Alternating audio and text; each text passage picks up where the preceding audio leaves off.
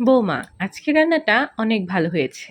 হ্যাঁ, এই রান্নাটা খেয়ে আমার বাবা মানে শ্বশুরমশাই এই কথাটাই বলেছে আমাকে।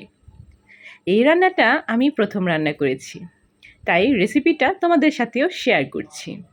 পাশেই থেকো এবং রেসিপিটা সম্পূর্ণ দেখো। আমি এই রান্নাটা করব ডিম দিয়ে। এখানে আমি 3টি ডিম নিয়েছি এবং 3টি ডিমই আমি একটু ঝুরি ঝুরি করে ভেজে নেব। ঝুরি বলতে একদম ঝুরি না, একটু বড় বড় করেই ভেজে নেব। 3টা ডিম সামান্য লবণ দিয়ে ঝুরি করে ভেজে নিচ্ছি। রেসিপিটা যেমন রান্না করা সহজ, তেমনি খুবই অল্প সময়ে রান্না করা যায় এবং উপকরণ খুবই কম।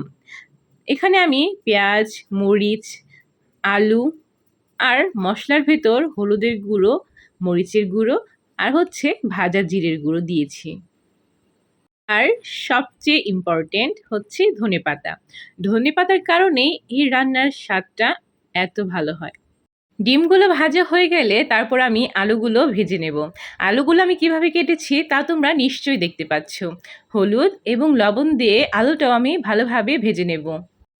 উপকরণগুলো সম্পূর্ণ নির্ভর করবে তোমাদের উপর।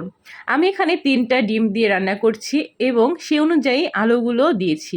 তোমরা চাইলে ডিম কম বেশি করেও রান্না করতে পারো, সেটা ডিপেন্ড করবে তোমাদের ওপর।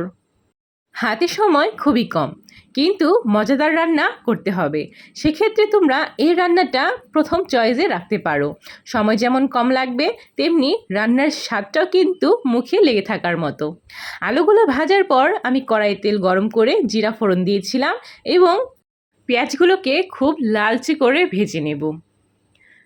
ভাজাটা আমার মোবাইলে কম দেখা গেলেও পেঁয়াজটা কিন্তু আমি ভালোভাবেই ভেজে নিয়েছিলাম। এরপর বাকি মশলাগুলো পেঁয়াজের সাথে মিশিয়ে নেব। এই যে বলেছিলাম, হলুদের গুঁড়ো, মরিচের গুঁড়ো, স্বাদ মতো লবণ আর জিরা গুঁড়ো, যেটা আমি রান্নার শেষে দেব। মশলাটা ভালোভাবে কষানো হয়ে গেলে ভেজে রাখা আলু এবং মরিচ ফালি করে কাটাটা দিয়ে দেব। তারপর মশলাগুলোর সাথে ভালোভাবে নেড়ে চেড়ে দেব। এই পর্যায়ে ভাজা ডিমগুলো দিয়ে ভালোভাবে নেড়ে নেব। সব কিছু একসাথে ভালোভাবে কিছুক্ষণ নাড়াচাড়া করে নেওয়ার পর পরিমাণ মতো জল দিয়ে দিব। ঝোল অনুপাতে জলটা দিতে হবে।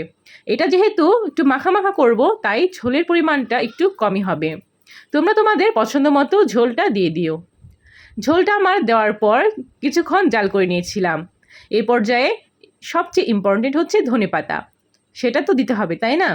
ধনেপাতাটা দেওয়ার পর কিছুক্ষণ নাড়াচাড়া একটু জাল করে নিলেই নামালেই হয়ে যাবে আমার ধনেপাতা দিয়ে ঝুরি ডিমের তরকারি। আমার রান্না তো শেষ। এখন বলো, আমার এই রান্নাটা, রেসিপিটা তোমাদের কেমন লাগলো? এতক্ষণ আমার পাশে ছিলে তো? সম্পূর্ণ ভিডিও দেখেছো তো? যদি দেখে থাকো তাহলে অবশ্যই একটা কমেন্ট করে যাও যে আমার এই রান্নাটা তোমাদের কাছে কেমন লেগেছে। আশা করি সবারই ভালো লাগবে। অনেক অনেক ধন্যবাদ।